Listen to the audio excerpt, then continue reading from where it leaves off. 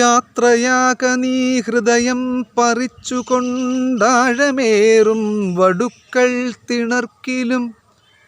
യാത്രയാക നീ ഹൃദയം പറിച്ചുകൊണ്ടാഴമേറും വടുക്കൾ തിണർക്കിലും. തന്നു തീരില്ല കപ്പറ്റൊരിക്കലും മണ്ണുവാരി പുതപ്പിച്ചിടും വരെ. തന്നു തീരില്ല കപ്പറ്റൊരിക്കലും മണ്ണുവാരി പുതപ്പിച്ചിടും വരെ. മണ്ണുവാരി പുതപ്പിച്ചിടും വരെ. നമസ്കാരം, ഞാൻ രാജീവ് ബുധനൂര്. നമ്മൾ പരിചയപ്പെടുന്ന പന്തളം സ്വദേശിയായ സുനിൽ വിശ്വം എന്ന് പറയുന്ന ഒരു അസാധ്യ കലാകാരനെയാണ്. അദ്ദേഹം ഒരു ബഹുമുഖ പ്രതിഭയാണ്. നമുക്കിന്ന് അദ്ദേഹത്തെ ആണ് പരിചയപ്പെടുന്നത്. നമുക്ക് അദ്ദേഹത്തോട് തന്നെ കൂടുതൽ കാര്യങ്ങൾ ചോദിച്ച് മനസ്സിലാക്കി അദ്ദേഹം എന്താണെന്ന് നമുക്ക് മനസ്സിലാക്കാം. അദ്ദേഹമാണ് സുനിൽ വിശ്വം എന്ന് പറയുന്ന കലാകാരൻ. അദ്ദേഹം പന്തളം സ്വദേശിയാണ്. അദ്ദേഹത്തെയാണ് നമ്മളിന്ന് പരിചയപ്പെടുന്നത്. ഓക്കെ, നമസ്കാരം. നമസ്കാരം. നമസ്കാരം. നമസ്കാരം. നമസ്കാരം. നമ്മൾ അസാധ്യ ഒരു കലാകാരനാണ് എന്നാണ് എന്നെ അങ്ങേ ഇൻട്രൊഡ്യൂസ് ചെയ്തെന്ന എൻ്റെ സുഹൃത്ത് ജോബിൻ എന്ന് പറയുന്ന കലാകാരൻ പറഞ്ഞത്. അപ്പോൾ അദ്ദേഹത്തിൻ്റെ നിർദ്ദേശപ്രകാരമാണ് ഞാൻ അങ്ങേ കാണാൻ വന്നത്. അപ്പോൾ അദ്ദേഹം എന്നോട് പറഞ്ഞത്, നിങ്ങൾ പരിചയപ്പെടേണ്ട ഒരു കലാകാരനാണ്, ലോകം അറിയേണ്ട ഒരു കലാകാരനാണ്. അദ്ദേഹം ഒരുപാട് പ്രതിഭ തന്നെ ആണ്. ഒരുപാട് കലകളിൽ അദ്ദേഹം പ്രതിഭ തെളിയിച്ചിട്ട് കൊണ്ടിരിക്കുന്ന ഒരു കലാകാരനാണ്, ഒരു ബഹുമുഖ പ്രതിഭയാണ് എന്നൊക്കെ പറഞ്ഞു. അപ്പോൾ എന്നോട് പറയുകയും ചെയ്ത്, അദ്ദേഹം പല തിരക്കുകളിൽ നിൽക്കുന്നതുകൊണ്ട് കണ്ടു കിട്ടാൻ പാടായിരിക്കും, എങ്കിലും ഞാൻ ഒന്ന് ശ്രമിച്ചു നോക്കാം, പരിചയപ്പെടുത്താം എന്ന് പറഞ്ഞാണ് ഞാൻ അങ്ങയിലേക്ക് എത്തപ്പെടുന്നത്. ഓക്കെ, അപ്പോൾ നമ്മൾ കൂടുതൽ പറഞ്ഞ കാര്യങ്ങൾ ഞാൻ ഒത്തിരി സമയം കളയുന്നില്ല. അങ്ങ് എങ്ങനെയാണ് ഈ കലാമേഖലയിലേക്ക് എത്തപ്പെടുന്നത്? അത് ഞാനൊരു കാര്യം പറയാം. അസാധ്യ കലാകാരൻ അങ്ങനെയുള്ളൊരു പ്രയോഗം വേണ്ട. അങ്ങനെ ഒന്നുമില്ല. നമ്മൾ ആഗ്രഹം കൊണ്ട് ഓരോ കലയിലേക്ക് പ്രധാനമായിട്ട് എത്തുന്നു. പിന്നെ ഇവിടെ എൻ്റെ സ്ഥലം പന്തളം മുടിയൂർക്കോണം എന്ന് പറഞ്ഞ സ്ഥലമാണ്. അപ്പോൾ ഇവിടുത്തെ ഒരു പ്രത്യേകത എന്ന് പറഞ്ഞാൽ ഒരുപാട് ആർട്ടിസ്റ്റുകളുള്ളൊരു സ്ഥലമാണ്. MS കുട്ടിയാശാനെ പോലെ അതുല്യരായ കലാകാരന്മാരുണ്ടായിരുന്നൊരു സ്ഥലം. അപ്പോൾ അവിടെ ഈ പണ്ട് കാലത്ത് അദ്ദേഹത്തിൻ്റെ ശിക്ഷണത്തിൽ ധാരാളം 1960-62 കാലം മുതൽ അദ്ദേഹത്തിൻ്റെ ശിക്ഷണത്തിൽ കുറേ നാടൻ കലകളും പാട്ടുകളൊക്കെ ചേർത്ത് അപ്പോൾ എൻ്റെ വീട്ടിലുള്ള എല്ലാവരും അതിനോടൊപ്പം പോകുമായിരുന്നു. പിന്നീടൊക്കെ ഞാനൊക്കെ ജനിച്ചു കഴിയുമ്പോഴേ ഞാൻ കാണുന്നത് ഈ നിറങ്ങളും നൃത്തങ്ങളും പാട്ടും കൂട്ടും ആട്ടമായിട്ടൊക്കെയുള്ള ഒരു സമ്പൂർണ്ണ കലാരൂപം, അതിൻ്റെ അവതരണമാണ് കുട്ടിക്കാലം തൊട്ട് കാണുന്നത്. അപ്പോൾ സ്വാഭാവികമായിട്ടും നമുക്ക് അത്തരം കല ഇപ്പോൾ അതിലെല്ലാം ഉണ്ട്. വരയുണ്ട്, പാട്ടുണ്ട്, നൃത്തമുണ്ട്, കൊട്ടുണ്ട്, എല്ലാ സംഭവങ്ങളുണ്ട്. അപ്പോൾ ഓട്ടോമാറ്റിക്കലി നമ്മൾ ജനിച്ച ആ സമയം തൊട്ട് നമ്മൾ കണ്ട് ശീലിച്ച ഇതൊക്കെയാണ്. അപ്പോൾ ഓട്ടോമാറ്റിക്കലി നമുക്ക് അതിലോട്ടുള്ള അഭിരുചി ഉണ്ടായിരുന്നു. മധുരമുള്ള കുട്ടിക്കാലമായിരുന്നു? അല്ല, ഒരിക്കലും മധുരമുള്ള കുട്ടിക്കാലമല്ല. ഈ കണ്ട കാഴ്ചകൾ അതിമധുരമായിരുന്നു എന്ന് മാത്രമേ ഉള്ളൂ. ഓക്കെ, അപ്പം ഈ നമ്മുടെ കുടുംബ പശ്ചാത്തലത്തിൽ നിന്ന് ഈ ലോകത്തേക്ക് എത്തപ്പെടുമ്പോൾ അങ്ങ് എങ്ങനെയാണ് കലാരൂപത്തെ എല്ലാം നോക്കിക്കാണുന്നത്? നമ്മൾ സാധാരണയായി നമ്മൾ ആസ്വദിക്കുമായിരുന്നില്ല, കുട്ടിക്കാലത്ത് ആസ്വദിക്കുമായിരുന്നു. അപ്പോൾ ആസ്വാദനത്തോടൊപ്പം തന്നെ പിന്നെ ഇതിൽ കൗതുകം ഉണ്ടായി, ഇതെങ്ങനെയാണ് വരയ്ക്കുന്നത്. അപ്പോൾ ഇവർ പണ്ട് നിറം ഉണ്ടാക്കി ചെയ്യുമായിരുന്നു. അപ്പോൾ നിറം ഉണ്ടാക്കുമ്പോൾ അവരോടൊപ്പം അപ്പോൾ അതിൻ്റെ കൗതുകം, പിന്നെ അവർ പ്രയോഗിക്കുമ്പോൾ ഇപ്പോൾ 2 പേരിൽ വരയ്ക്കുകയാണെങ്കിൽ 2 രീതിയിലായിരിക്കും. അതെ അതെ അതെ. അപ്പോൾ അതിലുള്ള വ്യത്യസ്തത, അപ്പോൾ അതൊക്കെ നമ്മുടെ നേരനുഭവങ്ങളായിട്ട് നമ്മൾ നേരിട്ട് അനുഭവിച്ചതുകൊണ്ട് നമുക്ക് ഇത് മനസ്സിലായി ഏകദേശം ഇങ്ങനെയാണ്. അപ്പോൾ എല്ലാ പാട്ടും കുട്ടും ഒക്കെ ഉള്ളതുകൊണ്ട് തന്നെ അത് നമുക്ക് രുചിച്ച് അറിയാൻ പറ്റി ആ സമയത്ത്. മിമിക്രി വേദികളിലുമൊക്കെ അധികം വേദികൾ പങ്കിട്ട ഒരാളാണ്. അപ്പം ആ മിമിക്രി എന്ന കലയെ എങ്ങനെയാണ് നോക്കിക്കാണുന്നത്? മിമിക്രി ഇപ്പോൾ സർക്കാർ മിമിക്രി ഒരു കലാരൂപമായിട്ട് ഇപ്പോഴാണ് അംഗീകരിച്ചത്. അപ്പോൾ ഇത് മനുഷ്യനൊരു സാമൂഹിക ജീവിയായിട്ട് താമസിക്കുന്നതിന് മുമ്പ് മുതലേ മിമിക്രി ലോകത്തുണ്ട്. അതെ അതെ. പക്ഷിമൃഗാദികളുടെ ശബ്ദം അനുകരിക്കുകയൊക്കെ ചെയ്യുന്നു. നമ്മളിവിടെ ഇത് കലാരൂപമായിട്ട് കുറച്ച് ഡൊമിനൻ്റ് ആകുന്നത് സിനിമയ്ക്ക് ശേഷമാണ്. അപ്പോൾ സിനിമ താരങ്ങളുടെ ശബ്ദമൊക്കെ അനുകരിച്ചതിന് ശേഷമാണ് മിമിക്രിക്ക് ഒരു പ്ലാറ്റ്ഫോം ശരിക്കും കേരളത്തിലുണ്ടായത്. അപ്പോൾ സ്വാഭാവികമായിട്ടും അതിനോടും ഒരു താല്പര്യമുണ്ടായി. അങ്ങനെ ഞാൻ മിമിക്രി കുറേ പ്രൊഫഷണൽ സമിതിയിൽ വർക്ക് ചെയ്തിട്ടുണ്ട്. പിന്നെ ഒറ്റയ്ക്ക് കുറേ പരിപാടികൾ ഞാനൊരു 1000-ലധികം ഇടങ്ങളിൽ ഒറ്റയ്ക്ക് പരിപാടി ചെയ്തിട്ടുണ്ട്. വൺ മാൻ ഷോ പരിപാടികൾ ചെയ്തിട്ടുണ്ട്. ഒരു 1.5 മണിക്കൂർ 2 മണിക്കൂർ ദൈർഘ്യമുള്ള പരിപാടികൾ ചെയ്തിട്ടുണ്ട്. അപ്പോൾ ഇതിനോടനുബന്ധമായിട്ട് ഞാൻ 2007 ഒരു 250 പേരുടെ ശബ്ദം കണ്ടിന്യൂസ് ഇമിറ്റേറ്റ് ചെയ്തായിരുന്നു. ഇത് തന്നെ ഞാൻ 2008 ആവർത്തിച്ചായിരുന്നു. അപ്പോൾ അങ്ങനൊരു മിമിക്രിയുടെ ഒരു ഓർമ്മയുണ്ട്. പിന്നെ ഇപ്പം നാടക എഴുത്തും വരയും ഒക്കെ ഉണ്ട്, അതൊക്കെ എങ്ങനെയാ? നാടകം ഞാൻ കുട്ടികൾക്ക് വേണ്ടിയുള്ള നാടകമാണ് കൂടുതൽ ചെയ്തിട്ടുള്ളത്. അപ്പോൾ ഒരു 12 നാടകം കുട്ടികളുടെ ചെയ്തിട്ടുണ്ട്. പിന്നെ അല്ലാതെ ഒരു പ്രൊഫഷണൽ നാടകം ഇപ്പോൾ ഈ അടുത്ത സമയത്തൊന്നും എഴുതി അല്ലാതെ ഞാൻ ഒറ്റയ്ക്കൊരു നാടകം, ഒരു ഏകപാത്ര നാടകം അവതരിപ്പിച്ചായിരുന്നു. അതിൻ്റെ പേര് കുഴി എന്നായിരുന്നു. ഒരാൾ മാത്രമേ ഉള്ളൂ, കുഴി എന്നായിരുന്നു. ഇപ്പം ഞാനത് എൻ്റെ കുറേ സുഹൃത്തുക്കളെല്ലാം കൂടെ സഹായിച്ചു. ഇപ്പം ഞാനതൊരു സിനിമയാക്കി. അപ്പോൾ അതിൻ്റെ ഷൂട്ട് കഴിഞ്ഞു, എഡിറ്റിങ് കഴിഞ്ഞു, ഡബ്ബിങ് RR വർക്ക് ഏതാണ്ട് കഴിഞ്ഞിട്ടുണ്ട്. ഓക്കെ, അപ്പോൾ സിനിമ വലിയൊരു ജനങ്ങൾ ഏറ്റെടുത്ത് വലിയൊരു വിജയത്തിൻ്റെ പാതയിലേക്ക് എത്തട്ടെ. അതെങ്ങനെ സ്വീകരിക്കുമെന്ന് അറിയത്തില്ല. കാരണം നമ്മളെപ്പോഴും പിന്നെ എല്ലാ ആൾക്കാരും കാണുന്ന ആ ഒരു കാഴ്ചപ്പാടോട് കൂടി കാര്യങ്ങളെ കാണുന്നൊരു വ്യക്തിയല്ല. അതുകൊണ്ട് നമ്മൾ ചില കാര്യങ്ങൾ പറയുമ്പോൾ ആൾക്കാർക്ക് അത് എങ്ങനെ അവർ സ്വീകരിക്കുന്നതെന്ന് എനിക്ക് ചെറിയൊരു ഭയമുണ്ട്. എന്തായാലും ഏത് കലയാണല്ലോ അത് അവതരിപ്പിക്കുന്ന കലാകാരൻ്റെ മനസ്സിലെ ആ കലയെപ്പറ്റി ഒരു പിക്ചർ ഉണ്ടല്ലോ, അതാണല്ലോ അവതരിപ്പിക്കുന്നത്. തീർച്ചയായും നമ്മുടെ കൺസെപ്റ്റുകളാണ് അവതരിപ്പിക്കുന്നത്. എനിക്ക് സമൂഹത്തോട് എന്തൊക്കെ പറയാനുണ്ട് അത് ഞാൻ ഈ സിനിമയിൽ കൂടി പറയുന്നത്. എന്തായാലും അത് നമ്മൾ പറയുന്നത് എന്താണോ അത് ജനങ്ങൾ സ്വീകരിക്കാൻ തയ്യാറാകട്ടെ എന്ന് ആശംസിക്കുന്നു. അങ്ങനെ നമ്മുടെ ആഗ്രഹം അങ്ങനെയാണ്. അപ്പോൾ സ്വാഭാവികമായിട്ടും അതങ്ങനെ സംഭവിക്കുമായിരിക്കാം എന്ന് സംഭവിക്കട്ടെ. അപ്പം സിനിമാ മേഖലയിലേക്ക് എത്തപ്പെട്ടത് എങ്ങനെയായിരുന്നു ശരിക്കും? ഞാൻ മുമ്പ് പറഞ്ഞ പോലെ ഞാൻ നവോദയ സ്കൂളിലാണ് പഠിച്ചത്, പത്തനംതിട്ട വെച്ചിട്ട്.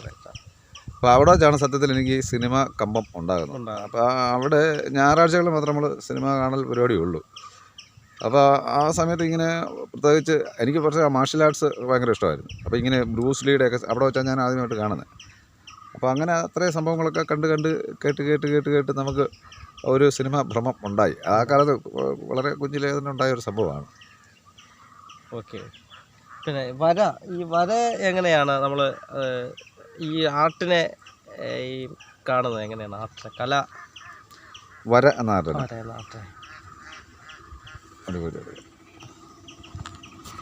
വര, പെയിൻറ്റിങ്, അതിനെയൊക്കെ നമ്മൾ എങ്ങനെയാണ് ഒബ്സർവ് ചെയ്യുന്നത്? ഞാൻ കുറേ വിദ്യാലയങ്ങളിൽ ചിത്രകലാധ്യാപകനായിട്ട് ജോലി ചെയ്തിട്ടുണ്ട് നേരത്തെ. പിന്നീട് എനിക്ക് പന്തളത്ത് ഒരു ചെറിയ സ്ഥാപനം ഉണ്ടായിരുന്നു. അപ്പോൾ ആ സ്ഥാപനത്തിൻ്റെ പേരാണ് ശരിക്കും ഇപ്പോൾ രൂപമാറ്റം സംഭവിച്ച് നമ്മുടെ സംഘത്തിൻ്റെ പേര്, കലാസംഘത്തിൻ്റെ പേരായത് ഫേമസ് ആർട്ട് സെൻറ്റർ എന്നായിരുന്നു. അതിൻ്റെ ഓരോരോ അക്ഷരം പറക്കി എടുത്തിട്ടാണ് ഈ ഫാക്ക് എന്നൊരു പേര്, FAC, ഫാക്ക് ക്രിയേഷൻസ്. അപ്പോൾ അതിൻ്റെ പാനലിലാണ് ശരിക്കും പറഞ്ഞാൽ ചിത്രകലയാണ് എൻ്റെ പ്രൊഫഷണൽ ജീവിതത്തിൻ്റെ തുടക്കം. അതൊരു പ്രൊഫഷനായി സ്വീകരിച്ചായിരുന്നു. അപ്പോൾ അതിൽ ആ സമയത്ത് കൂടുതലും കൊമേഴ്ഷ്യൽ വർക്കായിരുന്നു. ബോർഡ് എഴുതുക അല്ലെങ്കിൽ ചിത്രം വരയ്ക്കുക. അപ്പോൾ അതിൽ ഇനാമൽ വർക്കുകളായിരുന്നു. അതിനുശേഷമാണ് സത്യത്തിൽ ഞാൻ മറ്റ് വർക്കുകൾ, ഓയിൽ പെയിൻറ്റും മറ്റൊക്കെ ചെയ്യാൻ തുടങ്ങിയത്. പിന്നെ അതിന് തുടർന്ന് ഇപ്പോൾ എമൽഷനിൽ വരെ നമ്മൾ വർക്ക് ചെയ്യുന്നുണ്ട്. ഒരു നാടകത്തിന് കുറേ നാടകങ്ങൾക്ക് രംഗപടം ചെയ്തിട്ടുണ്ട്. അതെല്ലാം എമൽഷൻ മീഡിയത്തിലാണ്. പിന്നെ വാട്ടർ കളർ പണ്ടൊക്കെ ചെയ്യുമായിരുന്നു, ഇപ്പോൾ അതങ്ങനെയല്ല. പിന്നെ ഇവിടെ അടുത്തൊരു സ്കൂളുണ്ട്. 2013 ഈ സ്കൂളിൽ സംസ്ഥാനത്തെ എല്ലാ സ്കൂളുകളും ബ്യൂട്ടിഫിക്കേഷന് വേണ്ടി പ്രത്യേകിച്ച് LP സ്കൂളുകൾ ഫസ്റ്റിൽ തീർന്ന ഒരു സ്കൂൾ വർക്കാണ് ഇത്. അപ്പോൾ ഇത് ഞാനന്ന് വേറൊരു സാറിൻ്റെ ഒരു അജിത്താർ പിള്ള എന്ന് പറഞ്ഞ അദ്ദേഹത്തിൻ്റെ ഒരു ഐഡിയ അനുസരിച്ച് ഈ സ്കൂൾ ട്രെയിൻ മാതൃകയാക്കിയായിരുന്നു. അപ്പോൾ ഇതുകൊണ്ട് കുഴപ്പമില്ലായിരുന്നു. കുറേ ആൾക്കാരന്ന് ഇവിടെ കാണാനൊക്കെ വന്നായിരുന്നു. അപ്പോൾ അതിനുശേഷം അത് പിന്നെ നമ്മുടെ നിയമസഭാ ഇലക്ഷന് കഴിഞ്ഞതിന് മുമ്പത്തെ നിയമസഭാ ഇലക്ഷനും ഒരു വാൾ പെയിൻറ്റിങ് ഈ സെയിം ട്രെയിൻ തന്നെ ചെയ്തായിരുന്നു. അത് കുറച്ച് നല്ല TV-യിലൊക്കെ വന്ന് എന്നെ അറിഞ്ഞില്ല, ഞാൻ വരച്ചെന്ന് അറിഞ്ഞില്ല, പക്ഷേ അതിന് നല്ല പ്രചാരം കിട്ടിയായിരുന്നു. വർക്കിന് നല്ല സ്വീകാര്യത കിട്ടിയായിരുന്നു. വർക്കിന് സ്വീകാര്യത കിട്ടിയിട്ട് നമ്മൾ അറിയപ്പെടാതെ പോകുമ്പോൾ നമുക്കൊരു സങ്കടം ഉണ്ടാവുമല്ലോ. അതൊക്കെ അസ്വാഭാവികമായിട്ടുണ്ടാവും. പിന്നെ എന്നാലും നമുക്ക് നമ്മുടെ ഒരു വർക്ക് ഇപ്പം ഞാൻ കുറച്ച് പാട്ട് എഴുതിയിട്ടുണ്ട്. അപ്പം ഞാൻ എഴുതിയെന്ന് മ്യൂസിക് ചെയ്തതെന്ന് ആർക്കും അറിയത്തില്ല. പക്ഷെ പലയിടത്തു നിന്ന് ഇത് പാടുന്നത് ഞാൻ കേട്ടിട്ടുണ്ട് പലരും. അതിനെനിക്ക് ചിലർ അയച്ചു തരും. ഇങ്ങനെ അയച്ചു തരും, ഇത് ഞങ്ങൾ രണ്ടാമതെൻ്റെ ഇങ്ങനെ വായിച്ചു തരും. അപ്പോൾ നമുക്കൊരു സന്തോഷമുണ്ട്. നമ്മളിപ്പം സന്തോഷമാണെങ്കിലും നമ്മൾ ചെയ്ത ഒരു സൈനപ്പ് നമ്മുടെ പേരിൽ വരാതെ പോകുമ്പോൾ നമുക്കൊരു വിഷമം ഉണ്ടാകത്തില്ലേ? അത് പിന്നെ പലപ്പോഴും പലർക്കും അറിയത്തില്ല. ഈ പ്രത്യേകിച്ച് പാട്ടാണെങ്കിൽ ഇങ്ങനെ കൈമറിഞ്ഞായിരിക്കും അവിടെ ചെല്ലുന്നത്. ഇപ്പോൾ കണ്ണൂരുള്ള ഒരാൾ പാടുമ്പോൾ ഒരു പക്ഷേ അവർക്ക് അറിയത്തില്ല ഇതാരാണ് ഇതിൻ്റെ ഓദർ എന്നുള്ളത് അവർ അറിയത്തില്ല. അല്ല, നമ്മുടെ ഒരു സൈനിങ് അല്ലേ, അതിപ്പോൾ അറിയാതെ പോകുമ്പോൾ സങ്കടം തീർച്ചയായും ആർക്കും ഉണ്ടാകും. സങ്കടം ഉണ്ടാകും, പക്ഷെ നമ്മൾ അതിനകത്ത് വലിയ കാര്യമാക്കുന്നില്ല. പക്ഷെ എനിക്കതിന് നമ്മുടെ ഒരു വർക്ക് അവർ പാടുന്നല്ലോ എന്ന് പറയുമ്പോഴത്തേന് അവരതിനെ സ്വീകരിച്ചു എന്നുള്ളൊരു സമാധാനമുണ്ട്. അതങ്ങനെ വലിയൊരു മനസ്സാണ് അല്ല ഈ കലാമേഖലയിലൊക്കെ എങ്ങനെയാണ് സുഹൃത്തുക്കളുടെയൊക്കെ സപ്പോർട്ടും കാര്യങ്ങളും ഒക്കെ? തീർച്ചയായിട്ടും എനിക്ക് വമ്പൻ എൻ്റെ കൂടെ ആൾക്കാർ കാണത്തില്ലെന്നേ ഉള്ളൂ. പക്ഷെ എനിക്ക് ഏറ്റവും അധികം പിന്നെ സൗഹൃദ സമ്പത്തുള്ള ഒരാളാണ്. ഞാനിപ്പോൾ ഈ സിനിമ ചെയ്ത് തന്നെ എൻ്റെ ക്ലാസ്മേറ്റ്സ്, എൻ്റെ കൂടെ പഠിച്ച എൻ്റെ നവോദയ മേറ്റ്സ് ആയിട്ടുള്ള ആൾക്കാരാണ് അതിൻ്റെ ഒരു നല്ലൊരു എമൗണ്ട് മുടക്കിയേക്കുന്നത്. പിന്നെ അല്ലാതെ തന്നെ നമ്മൾ പ്രോഗ്രാം ചെയ്യുമ്പോഴാണെങ്കിലും നമ്മളെ കൃത്യമായിട്ട് വിമർശിക്കാനാണെങ്കിലും നമ്മളെ പിന്നെ അഭിനന്ദിക്കാനാണെങ്കിലും ഇവരാരും മറക്കാറില്ല. Okay okay. അങ്ങനെ ജനഹൃദയങ്ങളിൽ സ്ഥാനം പിടിച്ചുകൊണ്ടിരിക്കുന്ന ഒരു വലിയ കലാകാരൻ തന്നെയാണ് അങ്ങ്. അല്ല, ഞാൻ നമ്മുടെ ജനങ്ങളിലേക്ക് എത്തപ്പെടുക എന്ന് പറഞ്ഞാൽ നമ്മുടെ കലയോടൊപ്പം തന്നെ അവർ നമ്മളെയും കൂടെ ഇഷ്ടപ്പെടണം. രണ്ട് രീതിയിലാണല്ലോ. ഒന്നുകിൽ വലിയൊരു കല അവതരിപ്പിക്കുന്നത് കണ്ടിട്ട് ആ ആളെ ഇഷ്ടപ്പെടുക, അല്ലെങ്കിൽ നമ്മൾ ഇഷ്ടപ്പെട്ട ഒരാളുടെ കല ആസ്വദിക്കുക. അങ്ങനെ രണ്ട് വിഭിന്നമായ രീതിയിൽ നമ്മൾ ആസ്വദിക്കുന്നത്. നമ്മുടെ വീട്ടിലാരെങ്കിലും ഒരു പാട്ട് വല്ലതും പാടിയാൽ നമ്മൾ ഓട്ടോമാറ്റിക്കലി നമുക്ക് ഇഷ്ടപ്പെടും, നമ്മുടെ വീട്ടുകാരൻ എന്ന നിലയ്ക്ക്. പുറത്തുള്ള ഒരാൾ അങ്ങനെ പാടിയാൽ നമ്മൾ അവനെ വിമർശിക്കും. പക്ഷേ ആ ആൾ അത്യാവശ്യം പോപ്പുലാരിറ്റി ഉള്ള ഒരാളാണെങ്കിൽ ആ ആളുടെ പാട്ടുകൾ നമ്മൾ സ്വീകരിക്കും. തീർച്ചയായും സമൂഹം അങ്ങനെയാണ്. അതുകൊണ്ടല്ലേ നടന്മാരായിട്ടുള്ള ആൾക്കാരൊക്കെ സിനിമയിൽ തന്നെ പാടുന്നതിൻ്റെ പ്രധാന കാരണം അതെല്ലാം ഹിറ്റാവുകയും ചെയ്യുന്നുണ്ട്. അത് അവർക്കുള്ള സ്വീകാര്യതയാണ് കിട്ടുന്നത്. കൃത്യമായ രീതിയിലെ ശബ്ദങ്ങൾ നൽകിക്കൊണ്ട് കുറേ പാട്ടുകൾ ചെയ്യാറുണ്ട് എന്ന് കേട്ടു. അപ്പോൾ അത് എങ്ങനെയാണ് ചെയ്യുന്നത്? അതിൻ്റെ ഒരു ഖേദകരമായൊരു കാര്യം, നമുക്ക് അത് അങ്ങനെ തന്നെ നമുക്കൊരു വേദിയിൽ അവതരിപ്പിക്കുന്നത് അതൊരു ബുദ്ധിമുട്ടുള്ളൊരു കാര്യമാണ്. കാരണം ഞാൻ തന്നെ ചെയ്യുന്നത്. അപ്പോൾ മൂന്ന് വ്യത്യസ്ത രീതിയിലുള്ളൊരു പാട്ടായിരുന്നു ഞാൻ ചെയ്തത്. അപ്പോൾ ഒരു പാട്ടിൻ്റെ പേര് ത്രോട്ടെന്നായിരുന്നു. അപ്പോൾ ത്രോട്ടെന്ന് പറഞ്ഞാൽ അതെല്ലാം തൊണ്ടയും കൊണ്ടായിരുന്നു. 10 വർഷം മുമ്പ് ചെയ്ത കാര്യമായിരുന്നു. അപ്പോൾ അതിന് കരയും കടലും കരയുന്നത് നാം അറിയുക എന്ന തുടങ്ങുന്ന വരിക. അപ്പോൾ അത് ഇങ്ങനെ അതിൻ്റെ ബാക്ക്ഗ്രൗണ്ട് എല്ലാം തൊണ്ട കൊണ്ട് ചെയ്തതാണ്. അപ്പോൾ അങ്ങനെ ഒരെണ്ണം. പിന്നെ ശിലായുഗത്തിൽ ലോകത്തെങ്ങും മതവും ജാതിയും ഇല്ല എന്ന് പറഞ്ഞിട്ടൊരു സംഭവം. അപ്പോൾ ആ പാട്ടിൻ്റെ ബാക്ക്ഗ്രൗണ്ടായിട്ട് പിന്നെ കല്ലും കമ്പ് മെറ്റിൽ അങ്ങനെയുള്ള സാധനങ്ങൾ മാത്രമേ അതിൻ്റെ ബാക്ക്ഗ്രൗണ്ടായിട്ടുള്ളൂ. പിന്നെ ഒരു ജന്മമാകുമ്പോഴേ വയറരിയും തേങ്ങല എന്ന് പറഞ്ഞൊരു പാട്ടുണ്ട്. നമ്മളൊക്കെ ഭക്ഷണം കഴിക്കുന്നവരാണ്, അടുക്കളയുണ്ടല്ലോ നമുക്ക്. അതുകൊണ്ട് ഞാൻ അടുക്കളയിൽ നിന്ന് കുറേ പാത്രം എടുത്തിട്ട് ആ പാത്രങ്ങൾ മാത്രം ഉപയോഗിച്ചാണ് അതിൻ്റെ ബാക്ക്ഗ്രൗണ്ട്. അപ്പോൾ ഇതിനൊരു പ്രശ്നം എന്ന് പറഞ്ഞാൽ നമുക്ക് ഒരിടത്ത് പെർഫോം ചെയ്യാനിത് പറ്റത്തില്ല. ഇപ്പോൾ ഞാനാണെങ്കിൽ എങ്ങനെയാണ് ആ സൗണ്ട്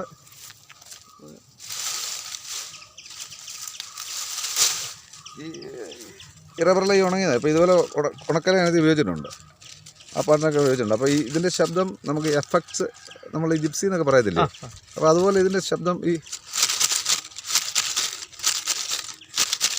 ഇങ്ങനെയുള്ള ശബ്ദം. പിന്നെ ഈ നല്ല ബേസ് കിട്ടാൻ വേണ്ടി ചെറിയ ചെറിയ കമ്പുകളൊക്കെ എടുത്തിട്ട്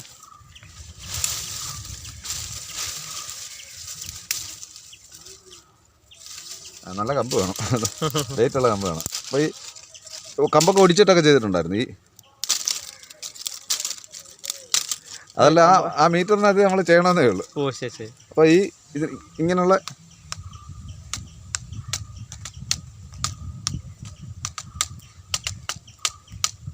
ഇങ്ങനെ ഓരോരോ കൊച്ചു സാധനമൊക്കെ അതിനകത്ത് ഉപയോഗിച്ചിട്ടുണ്ട്. ചെയ്യണം. അതിൻ്റെ ആ ഋതം അനുസരിച്ച് നമ്മൾ ചെയ്യണമെന്നേ ഉള്ളൂ. അപ്പോൾ അത് ആ ചെയ്ത സമയത്തൊന്നും യൂട്യൂബൊന്നും അത്ര സജീവമായിരുന്നു. കാരണം നമുക്ക് അതിനെപ്പറ്റി വലിയ ധാരണയില്ലായിരുന്നു. അല്ലായിരുന്നു അന്ന് ഇതിലൊരു പാട്ട് മാത്രമേ നമ്മളിങ്ങനെ ചെയ്ത് ഇങ്ങനെ യൂട്യൂബിലിട്ടു. പിന്നെ അത് കുറച്ച് പേര് കണ്ടിട്ട് അതിനൊരു അഭിപ്രായം. ബാക്കിയുള്ളത് പിന്നെ ഞാൻ വീഡിയോ ചെയ്തില്ല. വീട്ടിലേക്ക് എത്തിയപ്പോഴേ കുറേ ഇൻസ്ട്രുമെൻ്റ് ഒക്കെ ഇരിക്കുന്നുണ്ട് നമ്മുടെ ഡബ്ബിങ്ങിൻ്റെ. അപ്പം ഡബ്ബിങ് ഒക്കെ വീട്ടിൽ ചെയ്യുന്നുണ്ടല്ലേ? ഡബ്ബിങ് ചെയ്യുന്നുണ്ട്. കുറേ ഇൻസ്ട്രുമെൻറ്റ്സ് ഉണ്ട് നമ്മുടെ കസ്റ്റഡിയിലുണ്ട്. ഞാൻ ഉണ്ടാക്കിയ കുറേ ഇൻസ്ട്രുമെൻറ്റ്സ് ഉണ്ട്, അല്ലാതെ കുറേ ഇൻസ്ട്രുമെൻറ്റ്സ് ഉണ്ട്. അത് ജോബിനൊക്കെ വായിച്ച് തന്നിട്ടുണ്ട്, പ്രോഗ്രാമിനൊക്കെ വായിച്ച് തന്നിട്ടുണ്ട്. പിന്നെ ഡബ്ബിങ് അല്ലാതെ ചെറിയ ഡബ്ബിങ് പരിപാടികൾ വീട്ടിൽ ചെയ്യാറുണ്ട്. നമ്മുടെ ഈ ഇൻഫോർമേറ്റീവ് ആയിട്ടുള്ള പരസ്യങ്ങൾ ടെലിവിഷൻ ചാനലിലെയും പിന്നെ നമ്മുടെ നാട്ടിൻപുറത്തെ ക്ഷേത്രങ്ങളിലെയും ഒക്കെ അതായത് പിന്നെ ഈ നാളെ 10:30 ശുഭമുഹൂർത്തത്തിൽ അങ്ങനെ ആ ഒരു ആക്സെൻറ്റിൽ നമ്മളിപ്പോൾ സംസാരിക്കുമ്പോൾ നോർമലി സംസാരിക്കുന്നു, ഡബ് ചെയ്യുമ്പം ചെറുതായിട്ടൊന്ന് മാറ്റി സംസാരിക്കും. ടോണിലൊരു വ്യത്യാസം വരും. അല്ലെങ്കിൽ നോർമൽ ടോക്കായി പോകും. അന്നേരം അതിനകത്ത് ഒരു ശ്രദ്ധ കിട്ടത്തില്ല. തന്നെയല്ല വോയിസ് അങ്ങോട്ട് പിന്നെ അത്ര ഗെയിൻ കുറവായിരിക്കും. നമ്മൾ ഇപ്പോൾ പറയുന്ന പോലെ പറയുകയാണെങ്കിൽ ഗെയിൻ കുറവായിരിക്കും. പിന്നെ നമ്മൾ അല്ലാതുള്ള ഡബ്ബിംഗ് ആണെങ്കിൽ നമ്മൾ നോർമലായിട്ടായിരിക്കും പറയുന്നത്. അപ്പോൾ അതിന് അത്രയുള്ള ബേസോ മറ്റു കാര്യങ്ങളോ ഉള്ളതല്ലല്ലോ. അതുകൊണ്ട് പിന്നെ അങ്ങനെ അങ്ങ് പോകും. സിനിമയ്ക്കൊക്കെ ഡബ് ചെയ്തിട്ടുണ്ടോ?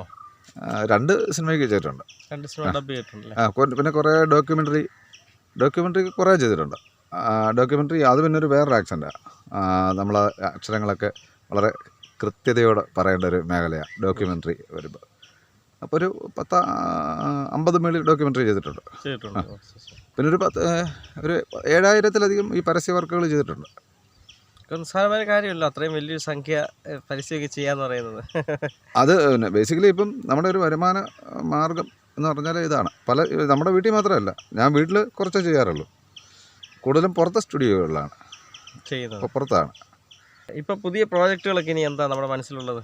ഇപ്പോൾ പ്രധാനമായിട്ടും ഇപ്പം ചെയ്ത സിനിമ അത് പൂർത്തീകരിക്കുക എന്നുള്ളതാണ്. അപ്പോൾ അതുകൊണ്ട് ഒരു ഫൈനൽ സ്റ്റേജിലോട്ട് എത്തിയിട്ടുണ്ട് സിനിമ. അപ്പോൾ അതിൻ്റെ പിന്നെ റിലീസിങ്ങുമായിട്ട് ബന്ധപ്പെട്ട് അതാണ് ഇപ്പോഴത്തെ ഒരു പ്രധാനപ്പെട്ട ഒരു സംഭവം. ഓക്കെ. അതുള്ള സിനിമ ഇങ്ങനെ പുറലോകം സ്വീകരിക്കട്ട്, എല്ലാ ആൾക്കാരുടെയും മനസ്സിലേക്ക് ആ സിനിമയുടെ മെസ്സേജ് എന്താണോ അതിനേക്കാൾ ഊർജ്ജത്തിൽ അവർ സ്വീകരിക്കട്ട് എന്ന് ആശംസിക്കുന്നു. കലയുടെ പല മേഖലകളിലും വർക്ക് ചെയ്തുകൊണ്ടിരിക്കുന്നു. കല എന്ന് പറയുന്ന ഒരു മീഡിയ കൊണ്ട് അങ്ങ് എന്താണ് ശരിക്കും സമൂഹത്തോട് സംസാരിക്കാനായിട്ടുള്ളത്?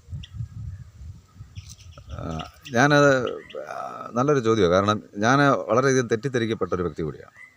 ഞാൻ നേരത്തെ പ്രോഗ്രാമിന് പോകുമ്പോൾ ഞങ്ങൾ 11 പേരുണ്ടായിരുന്നു പാടാൻ. ഞാൻ നമ്മുടെ ടീം ലീഡർ എന്ന നിലയ്ക്ക് ഞാനൊരു പാട്ട് പാടിയാൽ അടുത്ത 11 പാട്ട് കഴിഞ്ഞിട്ടേ ഞാൻ പാടത്തുള്ളായിരുന്നു. അപ്പോൾ അടുത്ത 11 പാട്ട് കഴിയുമ്പോഴത്തേന് പ്രോഗ്രാം തീരും. അപ്പോൾ സ്വാഭാവികമായിട്ട് ഞാനൊരു 3-4 പാട്ട്. അപ്പോൾ പാടുന്നവരെല്ലാവരും ആ സമയത്തൊക്കെ ബെറ്റർ പാട്ടുകൾ, ആൾക്കാർ ആവശ്യമുള്ള പാട്ടുകളൊക്കെ അവർ വെക്കും. അപ്പോൾ ഞാൻ ശരിക്കും പറഞ്ഞാൽ ആൾക്കാരും കേൾക്കാത്ത, അവർക്ക് താല്പര്യമില്ലാത്ത പാട്ടുകളായിരുന്നു കൂടുതൽ ആ സമയത്ത് പാടുന്നത്. അപ്പോൾ അന്നേരം ഇപ്പോഴും ഞാൻ വിചാരിക്കുന്നത് നമ്മുടെ വാക്കുകൊണ്ടോ നമ്മുടെ പ്രവൃത്തി കൊണ്ടോ നമ്മുടെ കലാരൂപം കൊണ്ടോ മറ്റൊരാൾക്ക് വേദനിക്കരുത് എന്നുള്ളതാണ്. ഞാൻ കല അവതരിപ്പിക്കുമ്പോഴും ഞാൻ അതുകൊണ്ടാണ് പ്രൊഫഷണൽ മിമിക്രിയിൽ നിന്ന് ഞാൻ പിന്മാറിയത്. അപ്പോൾ അത് ഒരു പിന്നെ പാർശ്വവൽക്കരിക്കപ്പെട്ടവർ, അല്ലെങ്കിൽ ഒരു കറുത്ത് പോയവർ, അല്ലെങ്കിൽ എന്തെങ്കിലും ഒരു പർട്ടിക്കുലർ ഇഷ്യൂവിനെ ബേസ് ചെയ്ത് മാത്രം അവതരിപ്പിക്കപ്പെടുന്നത് തമാശയായിട്ട് എനിക്ക് തോന്നിയിട്ടില്ല. അതുകൊണ്ടാണ് ഞാനത് ഇപ്പോൾ പ്രൊഫഷണൽ മിമിക്രി ഞാൻ സ്റ്റോപ്പ് ചെയ്തതിൻ്റെ കാരണം അതാണ്. അപ്പോൾ അത് മറ്റൊരാൾക്ക് ഇപ്പം ഒരു വൈകല്യം എന്ന് പറയാൻ പാടില്ലെന്നാ.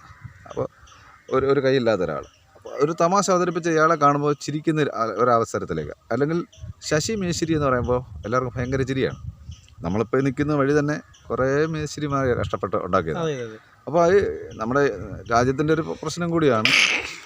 തൊഴിലെടുക്കുന്നവരെ അവർക്ക് അർഹിക്കുന്ന മാനം കൊടുക്കാതിരിക്കും. അപ്പോൾ ഞാനൊരു പാട്ട് പിന്നെ ഞാൻ പറഞ്ഞ കുറേ പാട്ടുകൾ എഴുതിയിട്ടുണ്ട്. ആ കൂട്ടത്തിൽ ഇപ്പോൾ നമ്മൾ ഈ പാടത്ത് ഇപ്പം നെല്ല് കാണേണ്ട സ്ഥലമാണ്. ഇപ്പോൾ ഇവിടെ പുല്ല് നിറഞ്ഞ് നിൽക്കുന്നത്.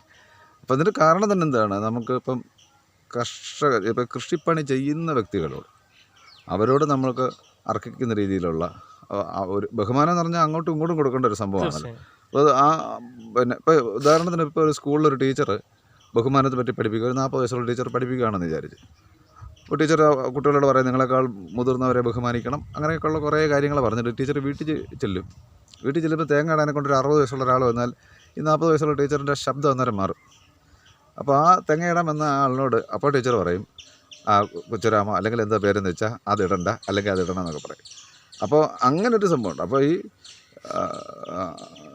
നമ്മൾ സമൂഹത്തിനുള്ളിൽ ജീവിക്കുമ്പോൾ എൻ്റെ കലാപ്രവർത്തനങ്ങൾ കൊണ്ട് മറ്റുള്ളവർക്ക് നോവരുത് എന്നുള്ള ഒരു ആഗ്രഹമുണ്ട്. പക്ഷേ നമ്മൾ പലപ്പോഴും സത്യം വിളിച്ചു പറയാൻ ആഗ്രഹിക്കുന്ന ഒരു വ്യക്തിയാണ്. അപ്പോൾ അത് പാട്ടിലൂടെ ആണെങ്കിലും വരയിലൂടെ ആണെങ്കിലും നേരാണ് നമുക്ക് ഏറ്റവും പ്രധാനമായിട്ടുള്ളത് കലയിൽ. വലിയൊരു കാഴ്ചപ്പാടാണ്. നമ്മൾ ഇപ്പം തന്നെ നാടൻപാട്ടിൻ്റെ രീതിയെല്ലാം മാറിയല്ലോ. നാടൻപാട്ട് അവതരിപ്പിക്കപ്പെടേണ്ട. അപ്പോൾ ഞാനിത് പറയാൻ കാരണം താരാട്ടുപാട്ട് എന്ന് പറയുമ്പോൾ നമുക്കറിയാം കുഞ്ഞിനെ താരാട്ട് പാടി ഉറക്കാനുള്ള പാട്ടാണ്. ഒരു പാട്ടുണ്ട്, ഒരു വാവാവം വാവാവം വാവാവം വാവോ, വേണം ഇച്ചിരിയുടെ സൗണ്ട് കുറച്ച് വേണേലും പാടാം, കുഞ്ഞുറങ്ങാൻ വേണ്ടിയാണ്. പക്ഷേ ഇപ്പം സ്റ്റേജിൽ ഇത് അവതരിപ്പിക്കുന്നത് വാവാവം ഇങ്ങനെ വഴിയാണ്. അപ്പോൾ എന്താണ് പാട്ട് എന്നറിയാതെ അവതരിപ്പിക്കുമ്പോൾ ശരിക്കും പറഞ്ഞാൽ അവിടെ സംഭവിക്കുന്നത് വേറൊരു പ്രശ്നമാണ്. ഈ ഉയർന്ന ഒക്ടേവിൽ പാടുന്നതാണ് നല്ല പാട്ടെന്നുള്ളൊരു ചിന്ത ഇപ്പോഴത്തെ നവീന പാട്ട് സംഘങ്ങളിലും പാട്ടുകാർക്കും പറ്റിയിട്ടുണ്ട്. അതുപോലെ എല്ലാ മേഖലയിലും ഈ സംഭവങ്ങൾ ഉണ്ടായിട്ടുണ്ട്. പിന്നെ ആൾക്കാർക്ക് സമയം വളരെ പരിമിതമാണ്, അതൊരു വിഷയമാണ്. അപ്പോൾ അതുകൊണ്ടൊരു ക്യാപ്സ്യൂൾ രീതിയിലുള്ള അപ്പോൾ തെയ്യങ്ങൾ അവതരിപ്പിക്കുന്നു. അപ്പോൾ ഞാനൊക്കെ പണ്ട് ഈ തെയ്യം അവതരിപ്പിക്കുന്നുണ്ടായിരുന്നു. അത് തെറ്റാണെന്ന് തോന്നിയപ്പോൾ നമ്മൾ അവിടെ വെച്ച് ആ അവതരണം നിർത്തി. അത് കാരണം ഇത് വടക്കുള്ള ആൾക്കാർ വളരെ ഡിവോട്ടിക്കായിട്ട് അല്ലെങ്കിൽ വളരെ പരിശീലനത്തോടു കൂടി ചെയ്യുന്നൊരു സംഭവമാണ്. ഇവിടേക്ക് വന്നപ്പോഴത്തേനും ഇവിടെ നമ്മുടെ കുറേ ആൾക്കാർ ഇത് അവതരിപ്പിക്കുന്നുണ്ട്.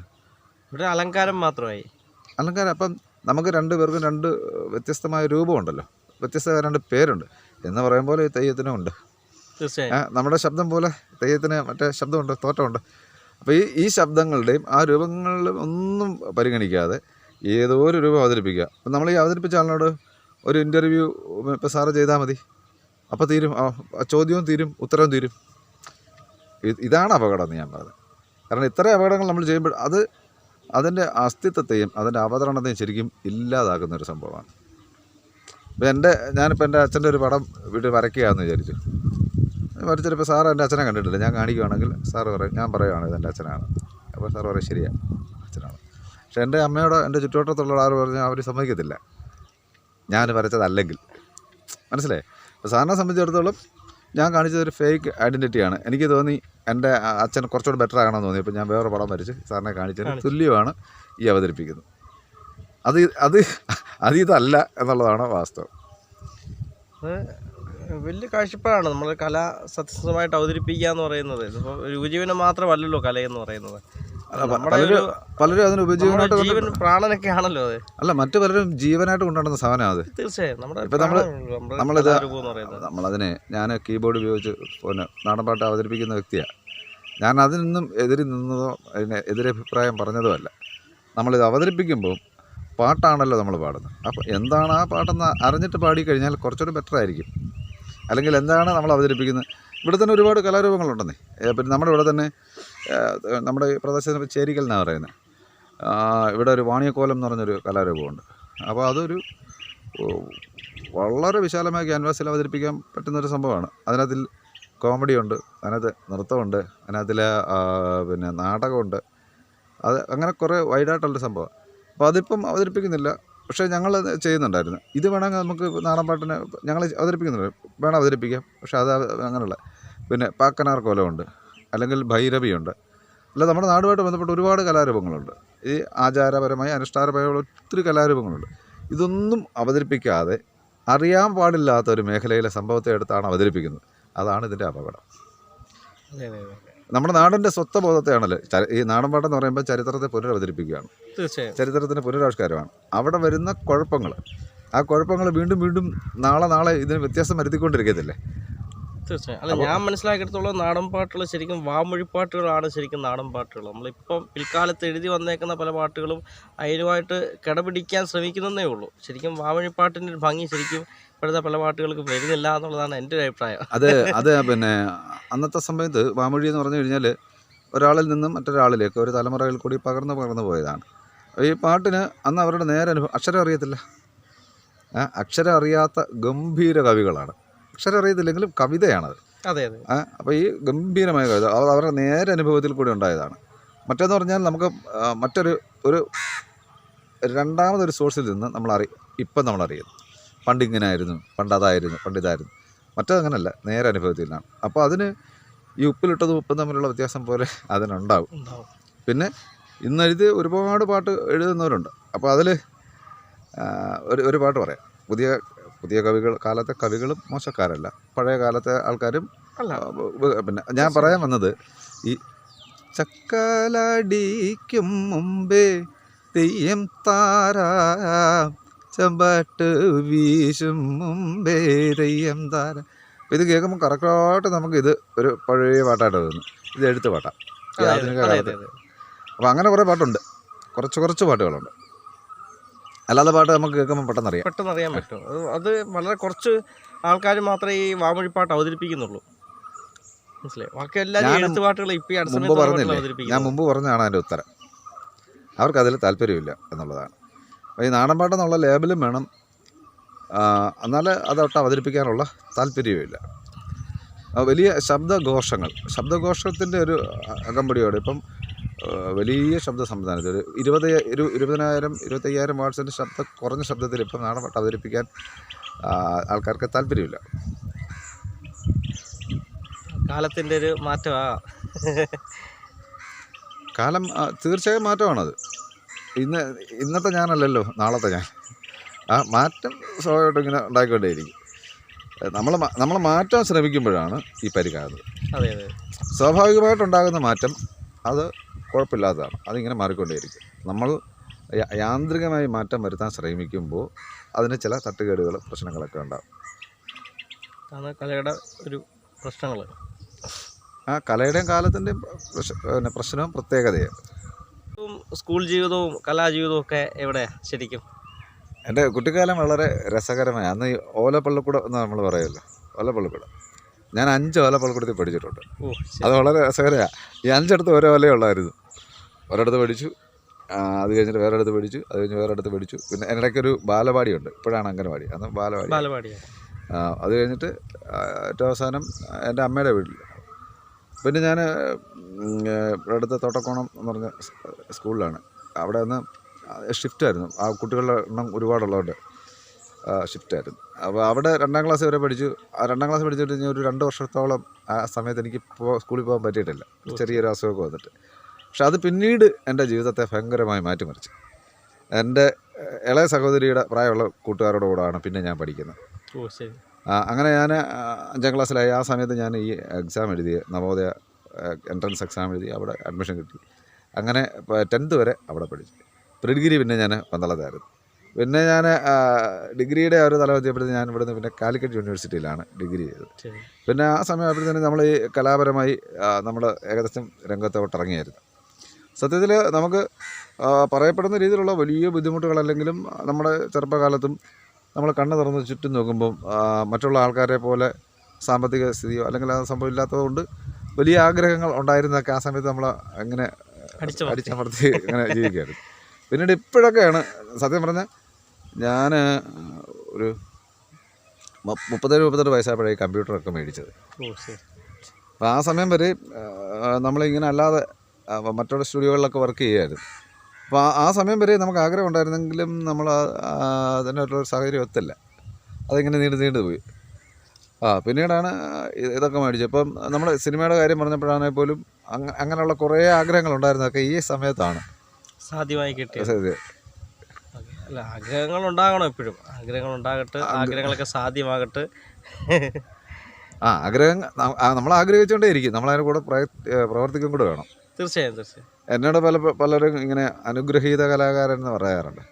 അപ്പോൾ ഞാൻ ആര് പറഞ്ഞാലും എനിക്ക് എല്ലാ ആൾക്കാരോടും പറയാനുള്ളൊരു കാര്യം, ഒരു മനുഷ്യൻ അവൻ ആരായി തീരാൻ വേണ്ടി കഷ്ടപ്പെടുന്നു, അവൻ പ്രവർത്തിക്കുന്നു, അവൻ എത്തിക്കുന്നു, അവൻ്റെ സ്വപ്നം കാണുന്നു, അതിൻ്റെ ബേസിലാണ് ഒരു വ്യക്തി രൂപപ്പെട്ടു വരുന്നത്. ആ രൂപപ്പെടുന്ന വ്യക്തിയുടെ അത്ര നാളത്തെ പ്രയത്നത്തെ ഒറ്റ വാക്കുകൊണ്ട് ഇല്ലാതാക്കും ഈ അനുഗ്രഹീതൻ എന്നുള്ള പ്രയോഗം കൊണ്ട്. നമുക്ക് അനുഗ്രഹം കിട്ടിയിട്ട് പ്രത്യേകിച്ചൊന്നും ചെയ്യാൻ പറ്റത്തില്ല.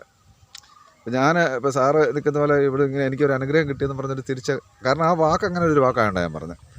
അനുഗ്രഹിക്കുക എന്ന് പറയുമ്പോഴത്തേന് അതൊരു പ്രത്യേക രീതിയിലുള്ള ഒരു ഡിവോട്ടിക്കോ അല്ലെങ്കിൽ അങ്ങനെ ഒരു സംഭവമാണ്. ഇവിടെ ആരും ഇതുവരെ അങ്ങനെ ചെയ്തിട്ടില്ല. പക്ഷേ മനുഷ്യനെപ്പോഴും ഇങ്ങനെ പ്രയോഗിക്കും, അനുഗ്രഹീത കലാകാരൻ.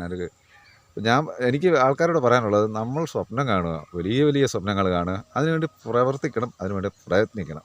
ആ പ്രയത്നത്തിൻ്റെ ഫലമായിട്ട് നമ്മൾ ആ കാണുന്ന സ്വപ്നത്തിൻ്റെ തൊട്ടടുത്തെങ്കിലും എത്താൻ നമുക്ക് പറ്റും. ഒരു മതത്തിനോടും എനിക്ക് താല്പര്യമില്ല, ഒരു ജാതിയോടും അതുകൊണ്ട് എനിക്ക് പ്രത്യേക താല്പര്യമില്ല. എന്ന് കരുതാൽ സിംഹം മാനിനെ പിടിക്കാൻ ജീവന് വേണ്ടി കരയുമ്പോൾ നമ്മൾ മാനിൻ്റെ പക്ഷത്ത് നിൽക്കും. അതാണ് എൻ്റെ പൊളിറ്റിക്സ്. അതാണ്. അങ്ങ് പാട്ട് പാടുന്ന ഒരാളാണല്ലോ. അപ്പം ഇത് കാണുന്ന പ്രേക്ഷകർക്ക് വേണ്ടി ഒരു 4 വരി അങ്ങക്ക് കംഫർട്ടായിട്ടുള്ള ഒരു പാട്ടിൻ്റെ 4 വരി ഒന്ന് പാടാമോ? ഞാൻ തന്നെ എഴുതിയ മതിയോ? മതി, തീർച്ചയായും മതിയോ? ഞാൻ തന്നെ എഴുതി ഒരു കവിതയുടെ ലാസ്റ്റ് 4 വരി ചൊല്ലാം. യാത്രയാക നീ ഹൃദയം പറിച്ചുകൊണ്ടാഴമേറും വടുക്കൾ തിണർക്കിലും. യാത്രയാക നീ ഹൃദയം പറിച്ചുകൊണ്ടാഴമേറും വടുക്കൾ തിണർക്കിലും. തന്നു തീരില്ല കപ്പറ്റൊരിക്കലും മണ്ണുവാരി പുതപ്പിച്ചിടും വരെ. തന്നു തീരില്ല കപ്പറ്റൊരിക്കലും മണ്ണുവാരി പുതപ്പിച്ചിടും വരെ. മണ്ണുവാരി പുതപ്പിച്ചിടും വരെ. ഇതൊരു കവിതയുടെ അവസാന വരിയാണ്. ശരിയാണ്. ആ കവിതയുടെ ആദ്യത്തെ ആ ഒരു ഫ്ലോയും കൂടെ 4 വരി പാടാമോ? ഇനി ഞാൻ മടങ്ങട്ടെ പ്രിയ സഖി, അരികത്തിരിക്കുവാൻ നീയില്ല രാഗിണി. അകലുന്നതറിയുന്നു അനുരാഗമലിയുന്നു, മൗനമാണിനി എൻ്റെ കൂട്ടുകാരി. മൗനമാണിനി എൻ്റെ കൂട്ടുകാരി. അതിരിട്ട ഗദ്ഗദം നിലവിട്ടുയർന്നു പോയി, നേർത്ത ശബ്ദം വാർത്തമായി. മിഴിരണ്ടിലൂറുന്നതുൾക്കടൽ തീർത്തൊര തിര തട്ടിയാടുന്നു ഞാനും. മിഴിരണ്ടിലൂറുന്നതുൾക്കടൽ തീർത്തൊര തിര തട്ടിയാടുന്നു ഞാനും. ഇങ്ങനെ തുടങ്ങുന്നത് ഗംഭീരമായിട്ടുണ്ട് കേട്ടോ. സാധ്യമായിട്ട് എഴുതിയിട്ടുണ്ട്. വരികൾ ഒരുപാട് എന്നെ സ്ട്രൈക്ക് ചെയ്യിച്ചിട്ടുണ്ട് കേട്ടോ. അതുകൊണ്ടാണ് ആദ്യം പാടാൻ പറഞ്ഞത്. വരികൾ സ്ട്രൈക്ക് ചെയ്തത്. കാര്യം ഞാനും അത്യാവശ്യം എഴുതാൻ ശ്രമിക്കുന്ന ഒരാളാണ് കേട്ടോ. അപ്പം നമ്മളിത് നന്നായി ആസ്വദിച്ച് ഞാൻ ശരിക്കും. അത് ഞാൻ കുറേ കവിത എഴുതിയിട്ടുണ്ട്. അപ്പോൾ ഈ സോഷ്യൽ മീഡിയയിലോട്ടോ മുഖ്യധാരയിലോട്ടോ അധികം എത്തിയിട്ടില്ലെന്നേ ഉള്ളൂ. അല്ല, തീർച്ചയായും ഇപ്പോൾ പണ്ടത്തെ പോലെ അല്ലല്ലോ. പണ്ട് പലരുടെയും മുന്നിലേക്കൊരു കാര്യം എത്തിക്കാൻ മീഡിയകൾ കുറവായിരുന്നു. അത് ഏതാനും കുറച്ച് പേർക്ക് അത് എത്തപ്പെടാനും പറ്റുകയുള്ളൂ. ഇന്നിപ്പോൾ അതല്ല, എല്ലാവർക്കും എത്തപ്പെടാൻ പറ്റുന്ന എല്ലാവരുടെ കയ്യിൽ മീഡിയ അത് എല്ലാവരുടെ കയ്യിലും മീഡിയ ഉണ്ട്. എല്ലാവർക്കും ചാനലുണ്ടെന്ന് പറയും. ഇപ്പോൾ പണ്ട് ചാനൽ ഏഷ്യാനെറ്റ്, സൂര്യ അല്ലെങ്കിൽ ദൂരദർശൻ എന്നൊക്കെ പറയുന്ന പോലെ ഇന്ന് എല്ലാവരുടെയും കയ്യിലൊരു ചാനലുണ്ട്. അല്ല, ഒരാൾ തന്നെ ഒന്നിലധികം ചാനൽ. മനസ്സിലായി. അപ്പോൾ ആ ചാനലിലൂടെ നമുക്ക് സമൂഹത്തിന് ദോഷം ചെയ്യാത്ത എന്തും നമുക്ക് അവതരിപ്പിക്കാനുള്ള സ്വാതന്ത്ര്യം, ഒരു ആവിഷ്കാര സ്വാതന്ത്ര്യമുണ്ട്. എന്നാൽ ആവിഷ്കാര സ്വാതന്ത്ര്യം ഉണ്ടെന്ന് പറഞ്ഞാൽ നമുക്ക് എന്തും ചെയ്യാൻ പറ്റത്തില്ല. പക്ഷെ അതിൻ്റെ റൂട്ടിൽ നിന്നുകൊണ്ട് നമുക്ക് മാന്യമായി എന്തും ആവിഷ്കരിക്കാനുള്ള സ്വാതന്ത്ര്യമുണ്ട്. അപ്പം അങ്ങയുടെ കഴിവുകൾ എന്തായാലും മീഡിയയുടെ മുമ്പിൽ എത്തിക്കണം. അതാണ് ഞാൻ പറഞ്ഞത്. തീർച്ചയായിട്ടും എല്ലാ പ്രതിഭകളും എന്തൊക്കെ ഈ ശരീരത്തിൽ എന്തൊക്കെ പ്രതിഭകൾ അടങ്ങിയിട്ടുണ്ടോ അതെല്ലാം സമൂഹത്തിൻ്റെ മുന്നിലേക്ക് എത്തിക്കണം. അല്ല, തീർച്ചയായിട്ടും നമ്മളതിന് ശ്രമം നടന്നുകൊണ്ടിരിക്കുക. അപ്പോൾ ഞാനിപ്പോൾ ചെറിയൊരു വീട് വെച്ചുകൊണ്ടിരിക്കുക. അപ്പോൾ അതിൻ്റെ തിരക്കിലായതുകൊണ്ടാണ് ഇപ്പോൾ ഒരു വർഷമായിട്ട്. അതുകൊണ്ട് ഈ സിനിമയൊക്കെ ഇങ്ങനെ നീണ്ടുപോയത്. തീർച്ചയായും അത് നന്നായിട്ട് പുസ്തകമൊക്കെ ആക്കണം. അതെല്ലാം നല്ല ഞാൻ എൻ്റെ പാട്ടും കവിതകളും ചേർത്തിട്ടൊരു പുസ്തകം അതിങ്ങനെ ടൈപ്പ് ചെയ്യാൻ കൊടുത്തിരിക്കുകയാണ്. അതൊക്കെ എത്രയും പെട്ടെന്ന് സമൂഹത്തിലേക്ക് എത്തട്ടെ, എല്ലാവരും സ്വീകരിക്കട്ടെ. ധാരാളം അംഗീകാരങ്ങളും ഒക്കെ അതിന് വന്നു ചേരട്ടെ.